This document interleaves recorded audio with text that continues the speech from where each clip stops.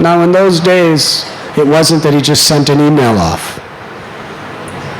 Srirangam to Tirupati, it's a long walk. How many days?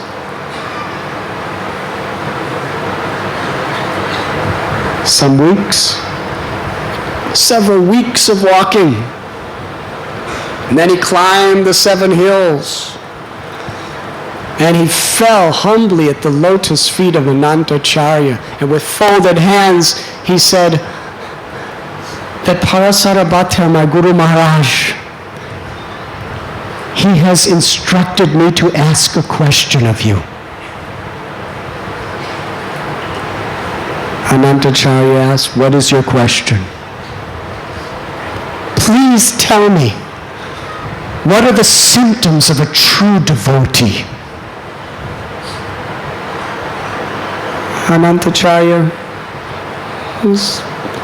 appeared to not be paying so much attention. And he asked again, what did you say? He said, please answer this question. What are the symptoms of a true devotee? Anantacharya did not say a single word. He just went on with his devotional service.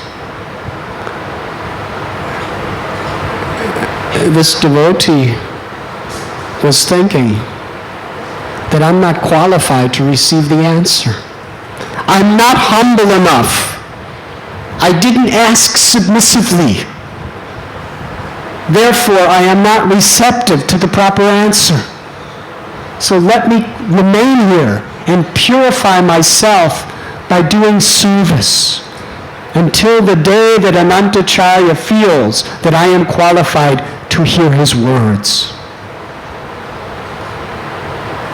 He went on doing very simple menial service for 6 months. At that time there was an utsav, a big feast, and Anantacharya was organizing, feeding all the Vaishnavas and so many other people nice prasad.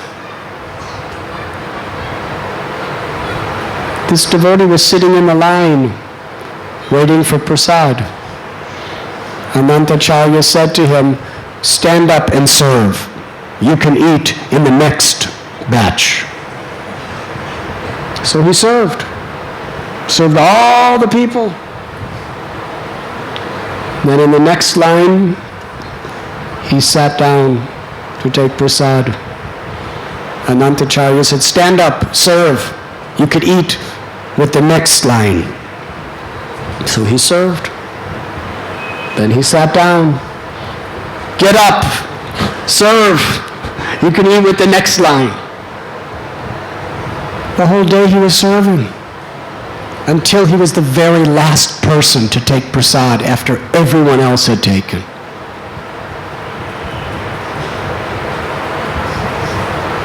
Then Anantacharya called for him. He said, 6 months ago you asked me a question. What is your question?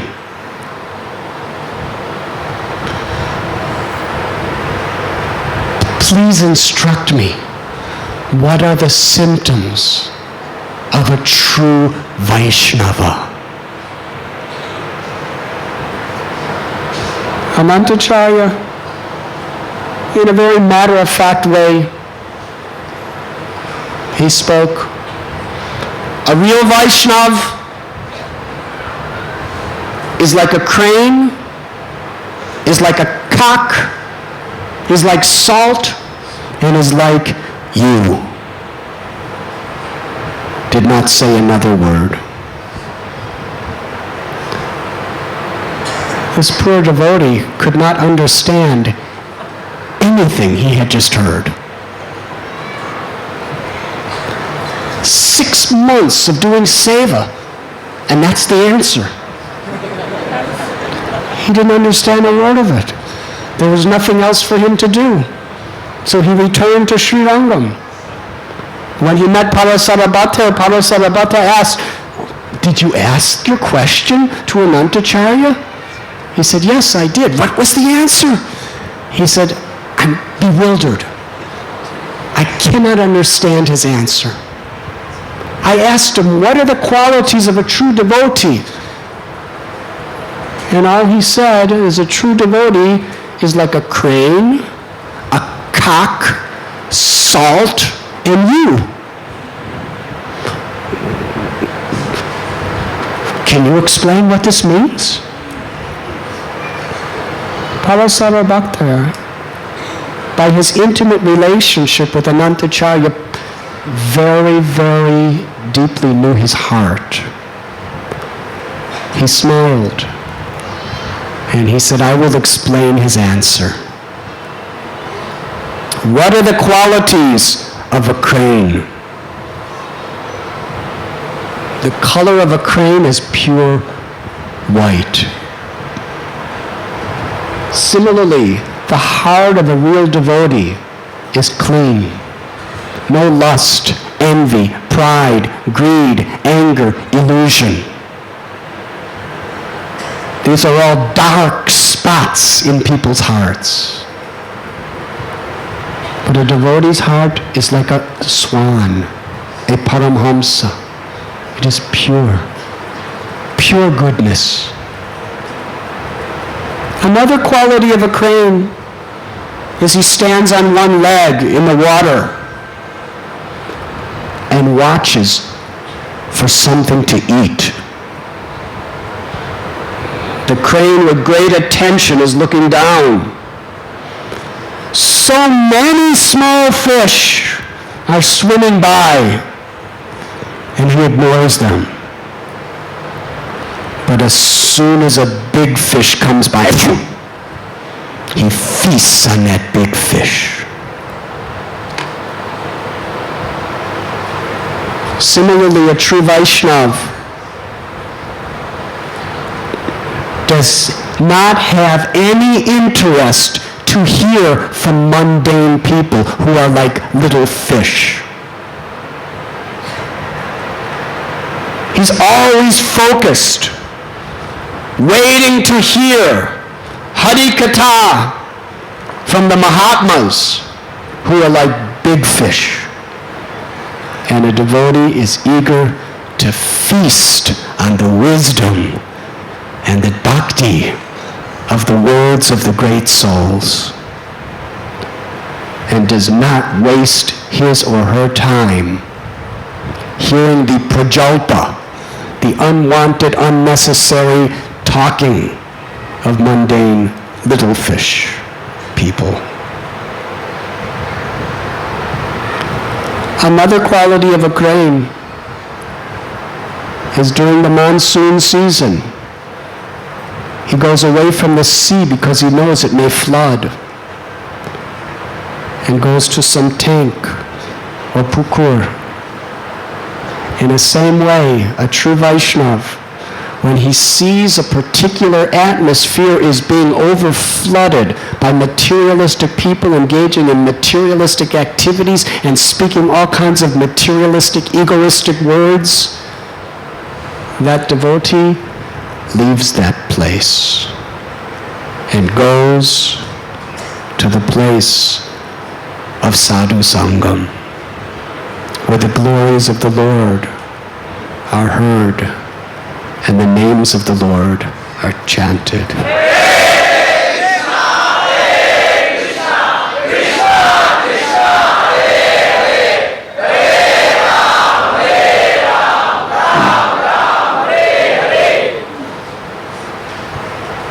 A true Vaishnava, Parasara Bhakta continued, is like a cock. The cock, male chicken, he will go even to the garbage heap or the dustbin where there's all kinds of refuse and search for some seeds of nourishing food and take only that. Relish it and feed it to his children. In the same way, a devotee is saragrahi. A devotee is one who is always after the essence, is not concerned with the rubbish and the garbage of this world. A devotee is always looking for the essence, always looking for nectar. Srila Prabhupada gave a similar example, that a devotee is like a honeybee, always seeking the nectar of the flower.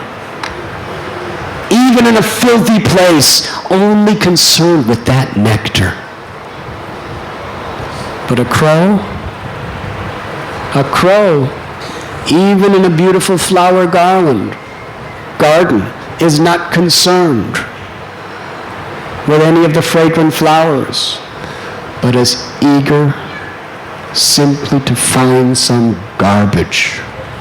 A fly, if you have a healthy body, the fly is looking for any infection to suck on. So a materialistic person is very much eager to hear the faults and the criticisms of others. Very eager for gossip and prajalpa and mundane activities. But a devotee, even in a place where all of this is happening, a Vaishnava is looking for the essence, looking for Krishna, looking for the opportunity to serve Krishna, to remember Krishna, and to please Krishna. A true devotee is like salt. Within a preparation, if there's too much salt or too little salt, the preparation is not pleasing. So similarly, a Vaishnava is balanced.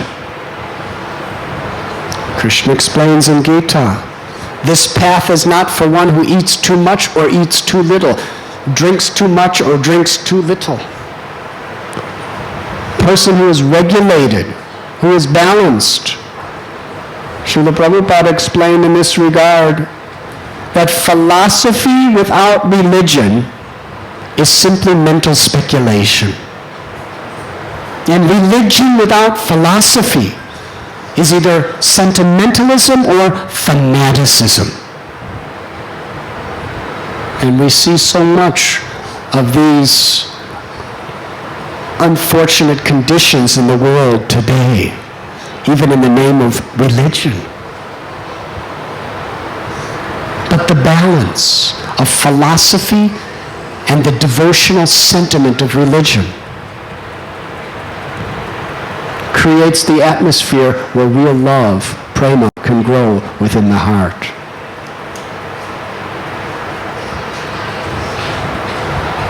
Another quality of salt, please listen carefully, is that although it is the salt that gives flavor to the preparation, the salt remains invisible. No one praises the salt. If we have nice sabji or nice savory, which I'm sure all of you are waiting for prasad, how many of you, when you taste a wonderful preparation, you say, oh, how delicious is this salt?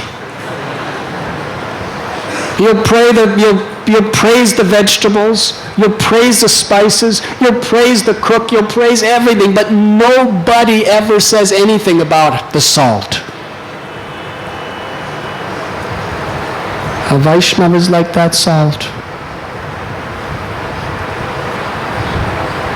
A devotee wants to do everything, but does not want credit, does not want honor, does not want respect.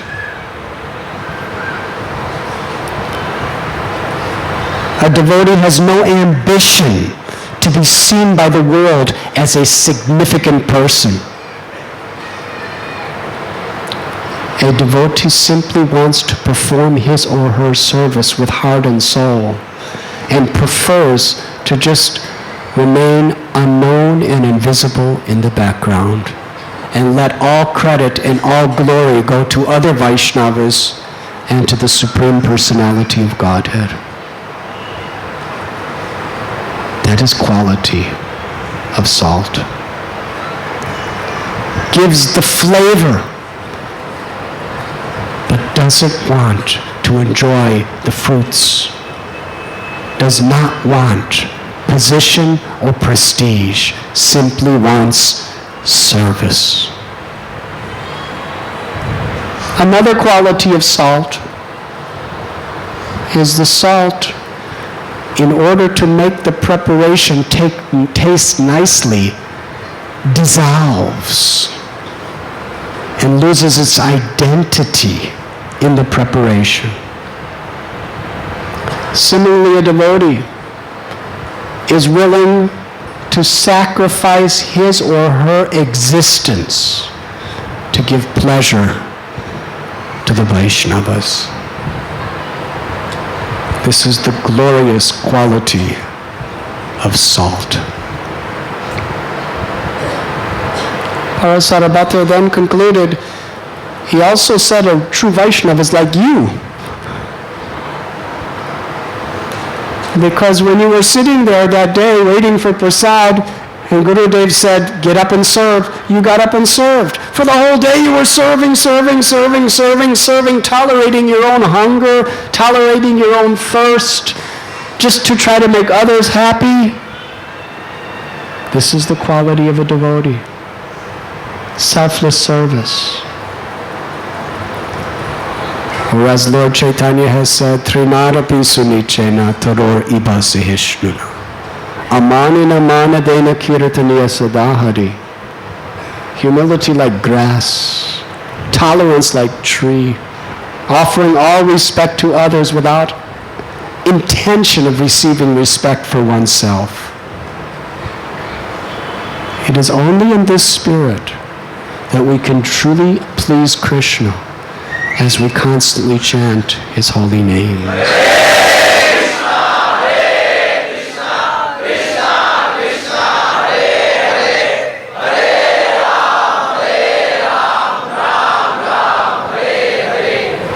After 6 months of performing seva, this devotee had his question perfectly answered in his heart. One time, a disciple of Parasarabhata had just taken sannyas, and he was going to see his Gurudev. But on the way, he passed through the place where Anantacharya was performing his seva. Anantacharya saw him in saffron with danda as sannyasi. So what have you done? What is this sannyas? He says, your Guru Maharaj is a grihasta. He has a wife and he has children. Your Guru Maharaj is a very humble person.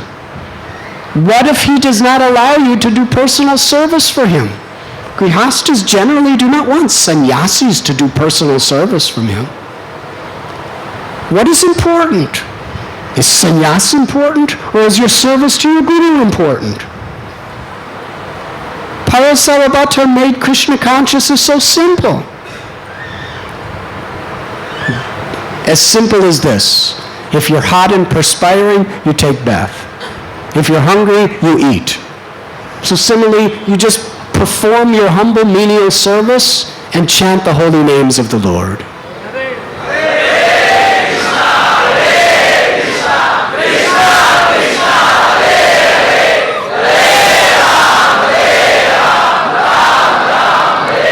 That's all that's required.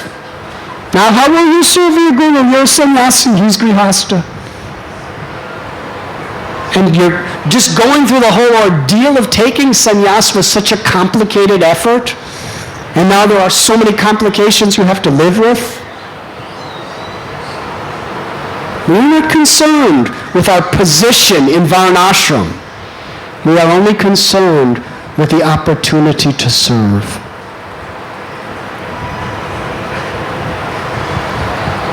Sri Chaitanya Mahaprabhu emphasized the same principle. In the beautiful prayer where he's speaking to the Lord, that I am not a Brahmin, a Kshatriya, a Vaishya, or a Shudra.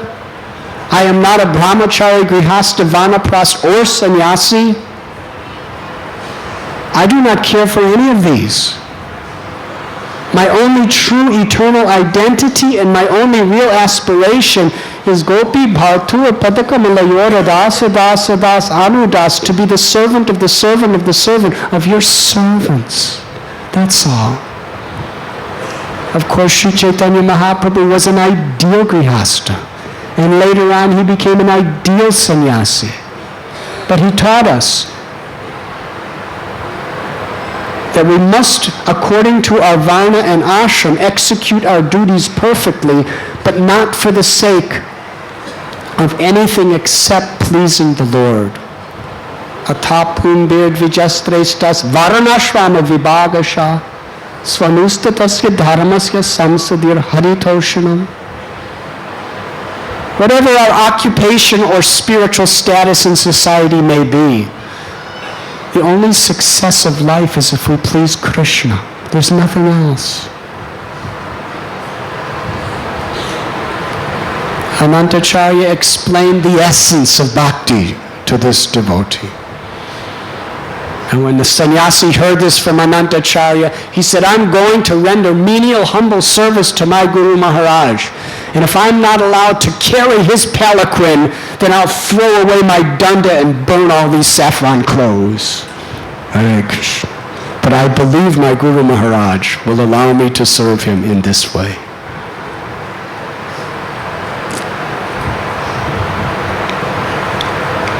When Anantacharya was very old, and it was imminent that very soon he would depart from this world, his loving disciples gathered around him. And he gave many instructions. But one of his last instructions, very highly celebrated by the followers of the Sri Sampradaya, I would like to repeat for my own purification and for the well-being of all of you. He cited a story from the Upanishads, wherein Sonak Rishi was explaining the power of association. There were some highly religious people treading the spiritual path when on pilgrimage. As they were traveling through a forest, there were heavy rains. In those rains, they needed a place for shelter. The only place around was the house of a hunter. The hunter was gone. He was out hunting. So they remained under the shelter of his home. But there was a parrot that happened to be living in that area. And that parrot kept speaking horrible, critical, mundane words, very abusive words. So much so that they couldn't even tolerate being near that parrot. So even in the rain, they left. But to their dismay, wherever they went, the parrot followed them and was just speaking abusive, harsh words. And devotees don't like to hear these things. So finally they came to the house of one of their friends who was a great devotee.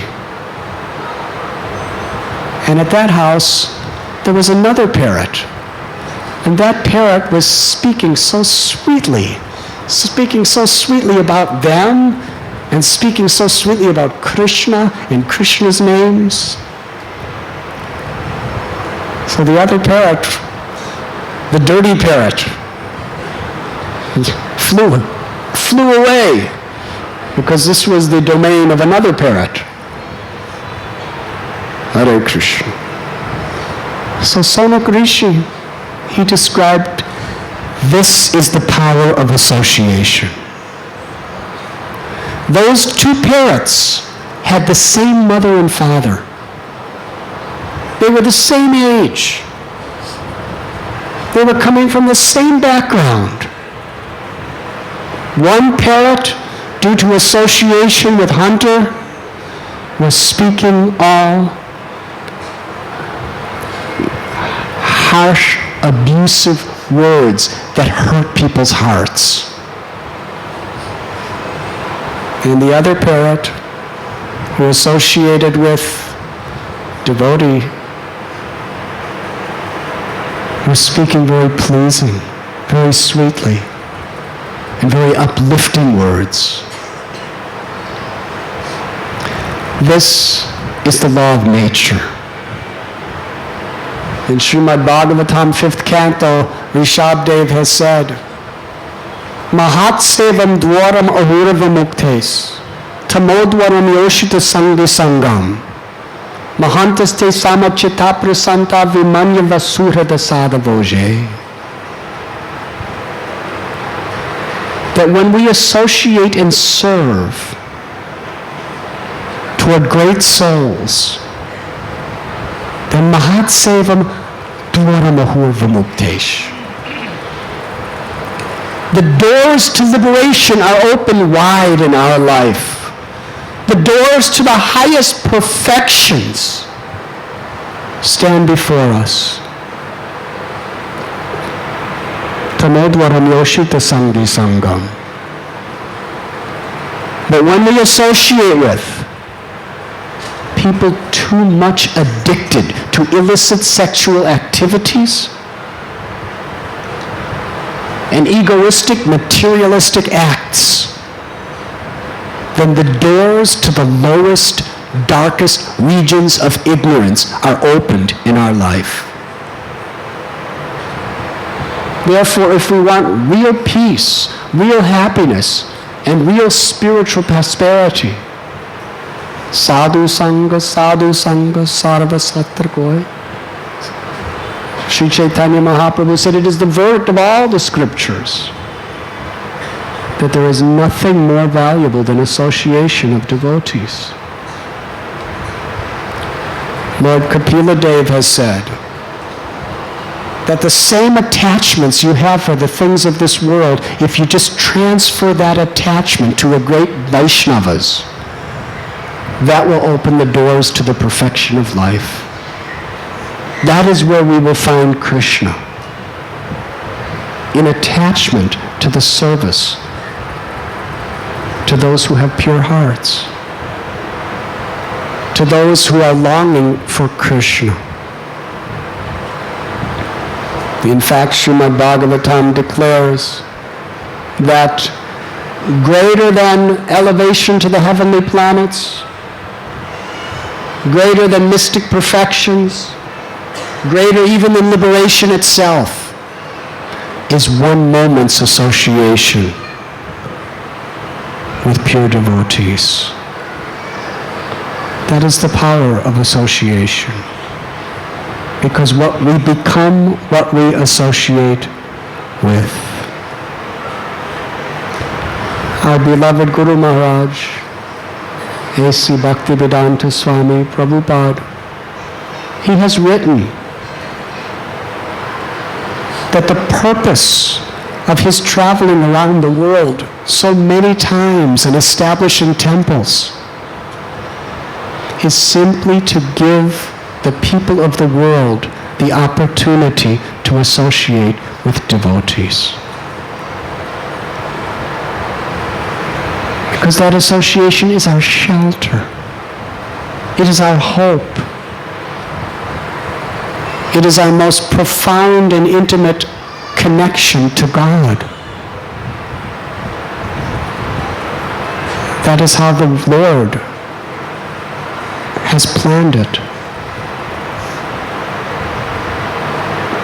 Anantacharya, he emphasized this principle just before departing from this world.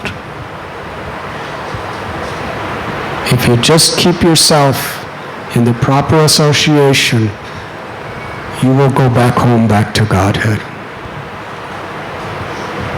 Srila Prabhupada said if someone simply does not leave this Hare Krishna movement, it's just a matter of time till they will go back home, back to Godhead.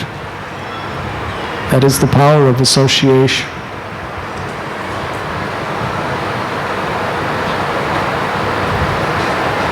Not only take association, but as a service to be that association.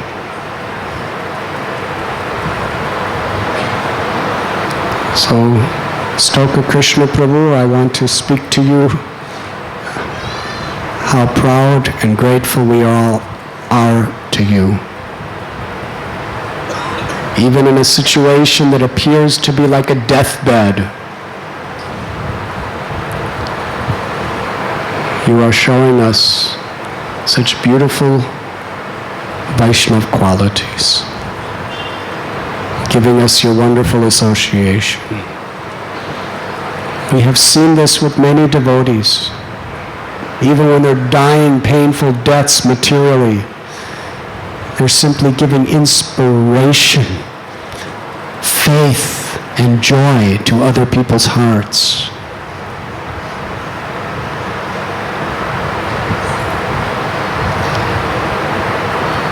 Bhaktivinoda Thakur, he prayed in that way.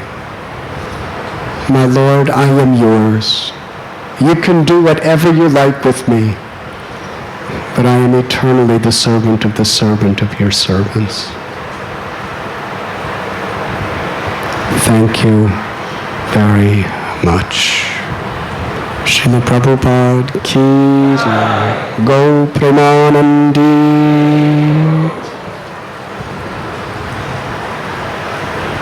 Radhibhai Prabhu, would you like to speak some words?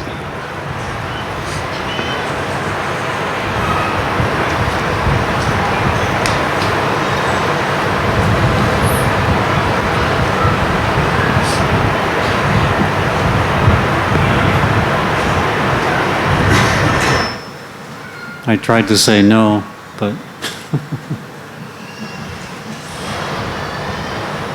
I can just say in my own life, this is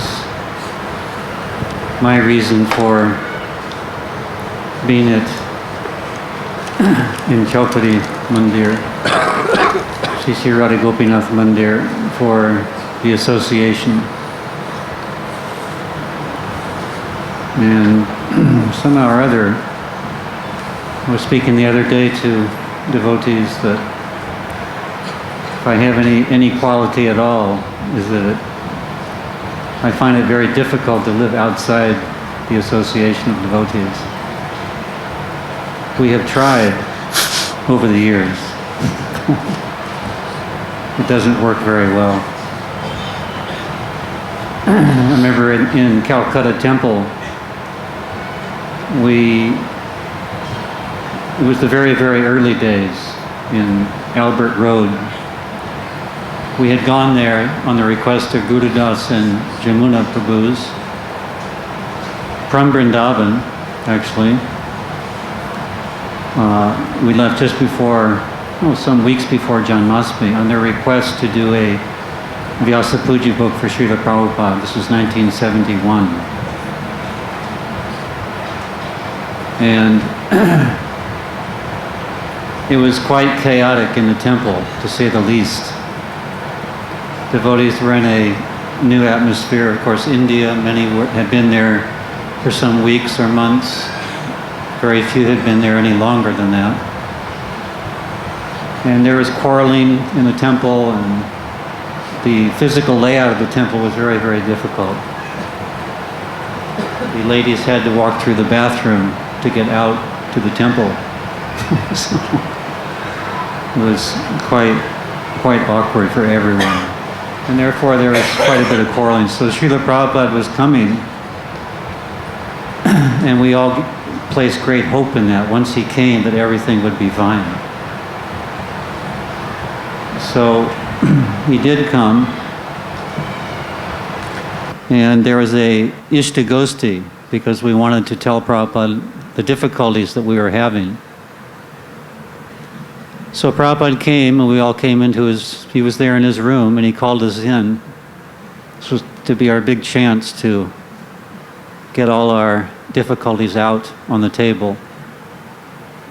So Prabhupada sat there, and no one said a word. We just sat there completely satisfied in Srila Prabhupada's presence. And finally one lady, she said, actually Srila Prabhupada, in Krishna consciousness there are no difficulties. And Srila Prabhupada said, yes, you have understood correctly. So actually in Krishna consciousness there are no difficulties, because there may be difficulties externally, but internally we don't see them as such. Everything is actually wonderful. So just after that, we spoke to Srila Prabhupada, Vishakha Devi, my wife, and I, and we asked him about living outside the temple, because there are so many difficulties. We brought it up again. So Srila Prabhupada looked outside the window of the Calcutta temple and he said, isn't it nicer to be here than out there?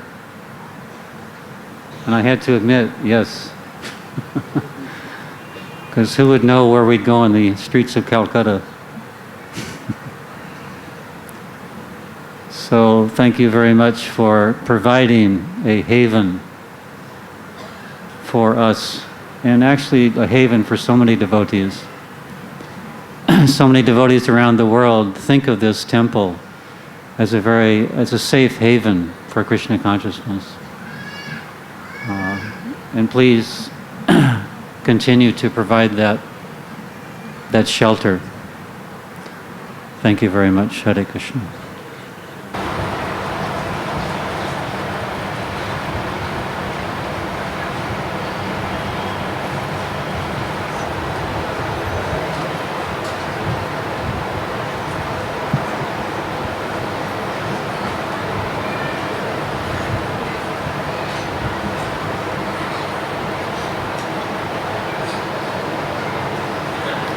Srila Prabhupada ki jai. When I hear these stories about these great souls, I just realize just how far from the goal I am, and really how much work I have to do. It just becomes a huge mirror of my own deficiencies and my own inadequacies. Sometimes I even become frightened because I realize that there's no possibility to come even close to some of the qualities of these great personalities. But Srila Prabhupada explained that Krishna consciousness is a process of purification, and purification doesn't always work according to, usually it doesn't work at all according to how we expect it to work. But it's enlivening to hear what is actually, true devotional service and qualities of great souls, because it just shows the beauty of devotion, and devotion is really beautiful. And people in the material world are glorifying others by some expertise in a particular field, or some ability to accomplish things, or some personal attribute or quality they may have. But really, it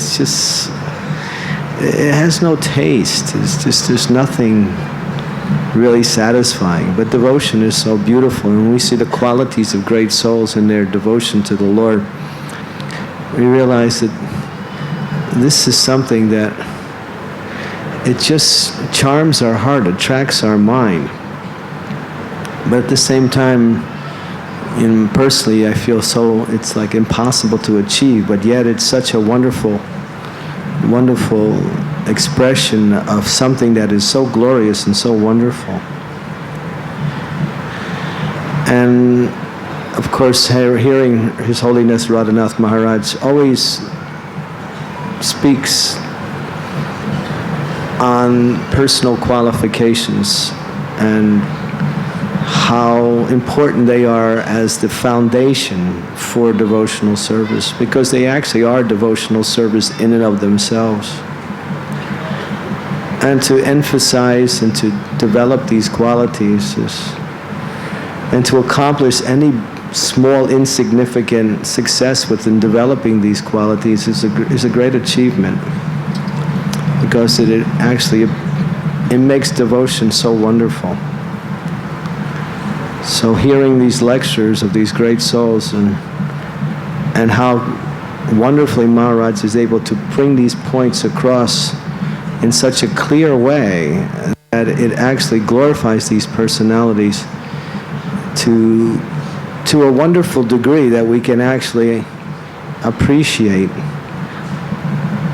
these personalities who have dedicated their lives in service to the Supreme Personality of Godhead.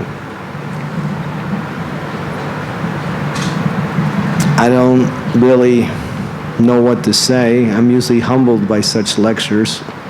I want to hide after I hear, because I realize that, the first quality was the crane, and I realized I couldn't get behind the crane because there's Kam, Krodh, Lobha, Moha, Matsarya, and Mada. They're all there, and big spots. And so I have to work on the crane. So even to execute devotional service really means to be free from these things. To really be free from these things. But Lord Chaitanya is so kind. And Lord Nityananda is so kindly taking Lord Chaitanya's mercy and making the process of Krishna consciousness so readily available for anyone and everyone that we get a chance to engage in devotional service, although we still are so much covered by so many, what we say, anarthas or disqualifications. If we can just continue to stay in the process.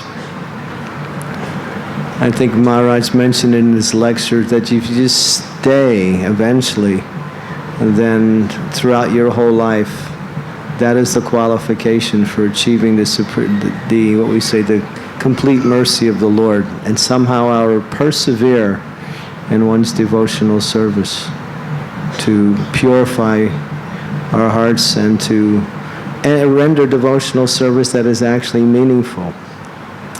Sometimes we see that, I remember back in the old days, we were overwhelmed by personalities who came to Krishna consciousness who had such wonderful abilities to do things. They had such great talents, or their talents could be used to spread Krishna consciousness in such a wonderful way.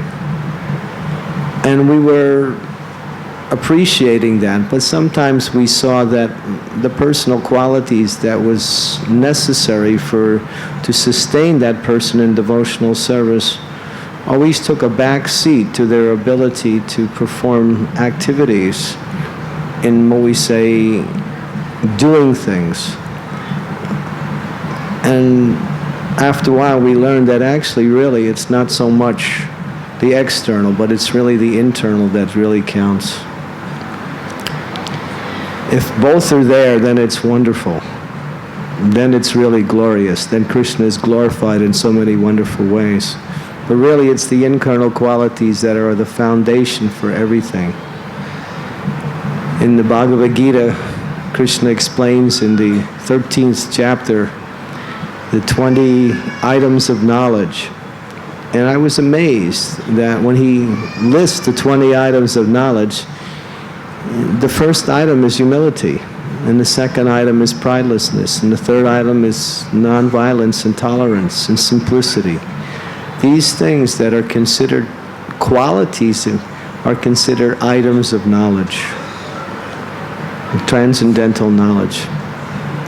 So Krishna shows what's important in devotional service, a person's qualities. So, as Maharaj mentioned, that we want to get away from the dark parrot, the parrot that is always harsh and critical and speaks all kinds of nonsense, and come to the parrot that speaks wonderful sweet words and glorifications of the Lord and is inspiring us in our spiritual life. So when I come to Chaupati, I feel like I come to the nice parrot because I always get so much inspiration. And in that inspiration, I'm seeing that what is the standard for devotional service, and trying to also come up to that standard also. So I thank you very much for serving so nicely and so inspirationally in your devotional life, and hopefully I can learn more and more from your association. And of course from the association of the great souls such as Yadabar Prabhu and His Holiness Radhanath Maharaj. So I hope when I leave here, I'll become a little bit a better parrot. I'll have some more better qualities or better opportunities to serve Srila Prabhupada and to serve the Vaishnavas in a more pleasing way. So thank you very much. Srila Prabhupada ki jai.